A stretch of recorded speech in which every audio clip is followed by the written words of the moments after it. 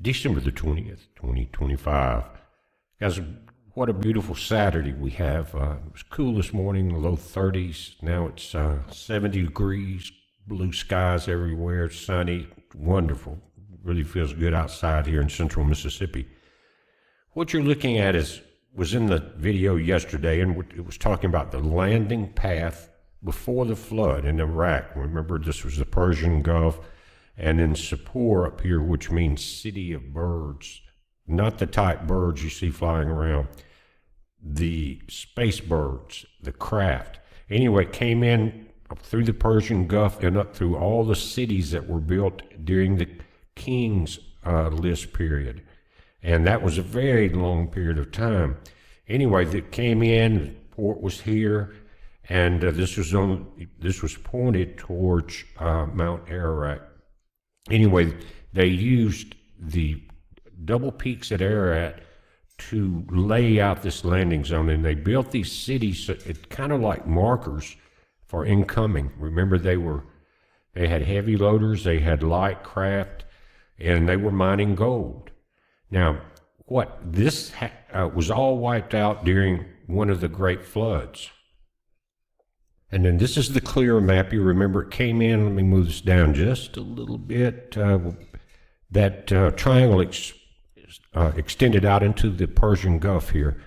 And here was Nippur, guys. This is Serapuk, which ended up being run by Noah. You had Eridu right here by the very first cities. And then Sippar was the spaceport at that time. Now, this was all wiped out by a big flood, everything you see here. And they rebuilt it. But it was a vast amount of time. And that's what this video is about, because we're going to go into some pretty good studies here. But we have to understand the timeline. And it blows people away because a lot of our modern history was whitewashed, especially biblically, and watered down and weakened to hide the truth, basically. Anyway, what they did when this got wiped out, and it was just mud then, they couldn't really do a lot with it, they moved it over to the left. Let's look at that map. And this is what it looked like. The spaceport was right here. Look at the Red Sea, guys. Here's the Giza pyramids, the Mediterranean Ocean. Here's Jerusalem. That's the Mission Control Center. Bellback is the spaceport here, and Bellback was called the landing zone. But again, the concentric circles that go out were designed almost the same way. Now, AR is Ararat. But notice that, and I read about it yesterday, when they moved it, they had to move it, rebuild it, that they used the pyramids in Giza as one of their points, and you can see that right there. But Jerusalem, Bellback, all of that was the new spaceport. Very important. But the times were thousands of years, way more than what people think, and it really blows people away when you start talking about the age of the Sumerian tablets and the King's List and the Anunnaki. But the truth has to be talked about. And I'm going to show you a very fascinating timeline. And right at this first verse, this is kind of summation of how it began. A lot of people it blows them away. They can't get past the time involved, the thousands and hundreds of thousands of years, but there's proof of it. I'm going to show you that. But in this part one, again, a summation, it says about 450,000 years ago, before the Great Flood and during Earth's Pleistocene Ice Age, the Anunnaki arrived on Earth. Just hang with me. These ancient astronauts established their initial base in Mesopotamia in the Fertile Crescent between the Tigris and the Euphrates River. That was where the first spaceport landing zones were. Here they set up a mission control center, spaceport, and mining operations. The supreme Anunnaki ruler, Anu, supervised the effort from the home planet of Nibiru as the Anunnaki began a systematic colonization of Earth under the leadership of Anu's two sons, Enlil and Enki. Now, Enki was the one that created he did the DNA change from the primitive man to get the workers. Remember, they manipulated DNA because after a certain period of time, the Anunnaki were tired of mining their own gold. And that amount of time was 100,000 years that they mined it before they started manipulating some primitive species in Africa. And that's where it ended up, a lot of the gold came from. But anyway, it says over thousands of years of Earth's time, the Anunnaki established a thriving colony. During this time, their focus was on their primary objective, gold. They sought gold for highly technical procedures to repair the degraded condition of the atmosphere on their home planet. Now, I've touched on these before, but I'm going somewhere with this. It says the extraction process on Earth proved inefficient and time-consuming. When the Anunnaki attempted to retrieve gold only from the Persian Gulf. So to ease the increasing rivalry between the half-brothers of Enlil and Enki, again, Enki was the creator, and he was the one that told them that the earth was about to be flooded, and that's what made Enlil so mad at him. Enlil wanted to end the humans. Their father Anu placed Enlil in charge of Mesopotamian colony Eden, E-D-I-N. Remember these words and how they will relate before this video is over. Now again, Enlil got Mesopotamia, where we're looking at, where Eden was. Meanwhile, Enki led a foray to Abzu, or Africa, the land of the mines. Remember, that's where they ended up getting most of their gold until they went to South America. And eventually, it says to South America, where he set up gold mining operations. The mined ore was then transported from the far-flung mines by cargo craft back to Mesopotamia for smelting and processing into hourglass-shaped ingots called zag, or purified precious. Some of these actual ingots have been found in archaeological excavations. Listen to this, and then we're going to go to the important time frame information. It says the Anunnaki mined gold on Earth for more than 100,000 years until the rank-and-file Anunnaki, who were doing the backbreaking work in the mines, mutinied about 300,000 years ago. So they came 450,000 years ago. So for 150,000, they developed and mined their gold. On top of the unrelenting toil of the mining operations, climate change presented many difficulties for the extraterrestrial colonists. Enlil wondered aloud if there was not another way to mine for the gold. At this point, Enki suggested that a primitive worker, again, Enki was the creator of this new race and the one that warned them of the flood. Enlil was just the opposite, guys, and I'm going to save the biblical names for these two guys for later. Anyway, Enki suggested that a primitive worker called an Adumu, Adam-U. You understand what's about to be done here? They understood that they could create a primitive worker called an Adumu, Adam-U, could be created to take over the difficult mining work. Enki pointed out that a primitive humanoid or hominin was prevalent in Abzu, Africa, where he maintained a laboratory, guys. Think about that. Now again, that laboratory is where their Adam came from. Now, realizing the toll on the Anunnaki to mine the gold, King Anu and the Council of Nibiru was desperate for a different solution. They debated on the morality of tinkering with a species. Enki argued that producing a hybrid half Anunnaki and half primitive humanoid would not be an act of creation, but merely improving the existing species.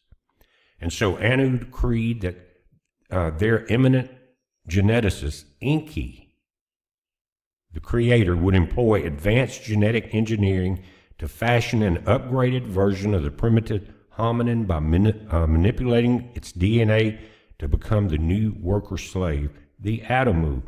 Now, guys, you see DNA manipulation in everything today. It's been going on for quite a while. The genetic process was that the Anunnaki medical officer on Earth was a female named Ninhursag. The Sumerian tablets describe how Enki and Her produced the first so-called test tube infant by combining DNA and creating a hybrid humanoid in the laboratory, the Adamu. Now guys, remember, this is written down on the oldest tablets found on our planet. It is written that Enki and Nehursag took the reproductive cell or egg from a primitive African female hominid and fertilized it with the sperm of a young Anunnaki male. And guys, there's DNA going back that we've been reading about for, 20 years, leading a lot back to Africa as the creation point of our species. The fertilized ovum was placed inside an Anunnaki woman who carried the child to term, and so began the creation of a new race of human workers, the Adamu. The first hybrid human could not procreate. The Anunnaki had to constantly create new batches of human workers, the Adamu, which was time-consuming considering the time span between the vitro fertilization and birth. So Enki and Nehursag set about to create an Adamu that could reproduce itself. Remember the 6th-day creation of man, and I told you it was a day of rest, and on the 8th day they needed a new Adam, or Ahadon? Hang in here. So they set out to create an Adamu that could reproduce itself. The result of their efforts was finally a male Adama with the ability to reproduce through sex with an Adama female. This was the final solution to the first modern human beings, the perfect slave race, an intelligent and subservient prototype, which ultimately created what we call Homo sapiens. Now guys, the timelines are crazy, I understand that, but let's look at something. Now this is part of the historical documentation of the timelines, but it's not all of it. What you're looking at is the king's list, the ancient, they call it Egyptian, but it mostly is Anunnaki. But you've got some Egyptian names mentioned in here, but and they found multiple copies. Many of them were damaged, some are almost complete, and you can tell on the bottom where they would come in, people that could read it and decipher it. But these are 4, and they talk about some amazing information. Let's take a look at that. Now the first tablet has lines 1 through 39, it says before the flood. This section, which is not present in every copy of the text, opens with the line, after the kingship descended from heaven, the kingship was in Eridu. Remember, down by Ur on that map, close to the Persian Gulf. 2 kings of Eridu are mentioned before the city fell and the kingship was taken to Bad Tabira. This pattern of cities receiving kingship and then falling or being defeated, only to be succeeded by the next, is present throughout the entire text, often in the exact same words.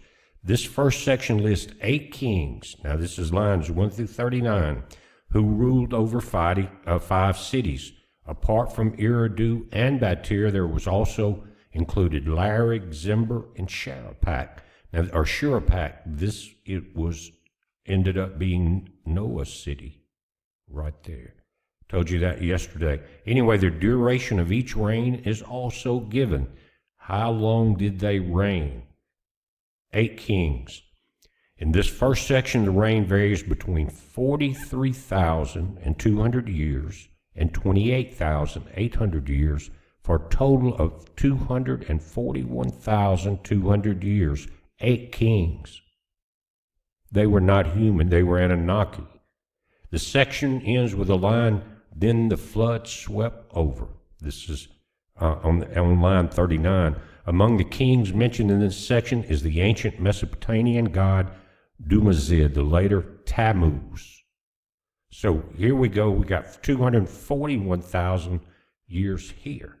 And this is the beginning of the king's line, not the end. Now guys, as far as we know, there have never been, and they're saying the Anunnaki were larger, we look like them, but they were larger. And we have heard for decades that the bones of the giants have been taken and hidden, places like the Vatican or Smithsonian or wherever, because they did not want this information that you're reading or listening to get anywhere. It did not go with their narrative of the Roman control. That's important. But in the middle Paleolithic age, guys, which what you're looking at is KYA. Now, when these paleontologists measure time, a KA is a year. When that YA means one full rotation of the planet around the sun, but KYA is 1,000 years. So listen to this: 320,000 years ago to 305,000 years ago, populations in Orlog Salia in southern Kenya undergo technical improvements in tool making and engage in long distance trade. There it is, guys. What they 450,000 years ago they came. For 150,000 years they mined it. Then 300,000 years ago they made the Adama, and look at what happened at 320,000. Just after that, we're talking 30 years, populations in southern Kenya undergo technical improvements in tool making and engage in long distance trade. 315,000 years ago, you had the first Homo sapiens in Morocco. That's where they were setting up the lab. 270,000 years ago, the age of a Y DNA haplogroup appeared, Y chromosomal atom. It just goes on. First appearance of Homo Neanderthals. But guys, they have found, going back this long, settlements in the U.S., in North America. So my point on doing this part of it before we get much deeper into what we're reading about the Anunnaki is to make sure that you've got to get past that timeline that has been instilled by the hiders of truth. Again, these are paleontologists finding this information. Southern Kenya, look at this hut. It's a postulated reconstruction of a Terra Amuda hut. Yet these are all over Iraq, especially before they drain the big swamp there. Big watershed land. This is how the Iraqis made their sheds, and they're still there. You can look these up. It's just big reed houses, and with a hole in the top for smoke to come out. Anyway, this list just keeps going down. Different DNA haplogroups, mitochondrial Eve, 230,000 years ago, up to 150,000 years ago. So it looks like there may have been advances from that first trial. First trial, the Adamu could not reproduce. Second time, they made them where they could. And look at the timeline again. 300,000 years ago, the estimated timeline was when they started manipulating the DNA for the slave race. And because, guys, that they were talking about, it was, they took DNA, put it in an African female, but then took that egg and put it into an Anunnaki female for it to grow. That, again, that group had very long lives. How old was Adam? How old was Methuselah? How old was Noah? Down the line until the flood came, just like they're talking about there. But there's been 2 great floods, and maybe more than that. But there's been 2 in history, and if you understand Genesis, in the beginning, the earth was not void. It became void. The word in Hebrew, the earth became void and without form. And that's part of not understanding the beginning. And that takes us back, guys, to this time. And if it blows your mind, good. Because if we don't understand the beginning, we're not going to understand the end. This information's coming out more and more. And even though Sechin died in 2010, people are still deciphering these cylinders and these, again, cuneiform writing. Now, cuneiform is not a language. It is an alphabet that the Sumerian language was written in. But it's not a language in itself, just a tool to create a writing. But guys, we got to, I mean, you know, as I studied this and started figuring it out, I had to sit back and like, wow, that changes everything. And then when you find that again, paleontologists are finding 320,000-year-old civilizations and populations in southern Kenya, where the Anunnaki and the Sumerian texts are telling us they created Adam, then it's time for that explosion in your mind. Just don't let it give you a stroke. Because where we go from here in the next few videos, you need to understand what we're talking about, because there was pyramid wars. There was things that happened way before Egypt was involved. There were things that changed history. And again, remember we talked about the 3,600-year period. That was what they said was when their planet got to its closest point to the inner solar system and to Earth. Didn't hit Earth, stayed out between Mars and Jupiter, but it affected the gravity. And that's always had been a concern, and that changed things. It's probably what broke up the ice sheets for the first flood, and that wiped out the first spaceport. But guys, I wanted to focus on the timelines and put some proof behind what people say are lies about the Sumerians and the Anunnakis. It's not. They're written in stone, but modern day controllers don't want you to know this. They don't want you to put the pieces of the puzzle together, because it may take their religious control and doctrine and dogma away from their control, away from them over you. So use an open mind. And again, Enlil and Enki are not who you think they are. Some of you already know where I'm going with that, but you got to be prepared to realize the timing so it doesn't blow you or blow you away or get you off track trying to follow the rest of the story, as Paul Harvey would say.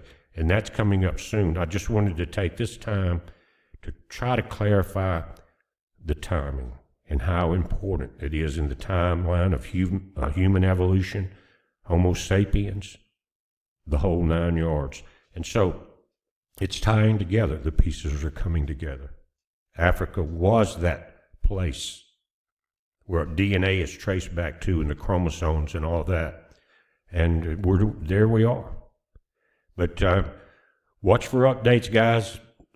We're going to get through this, but I felt like I needed to stop and clarify this long 450,000 years at least of this information. It's a heads up. Be safe.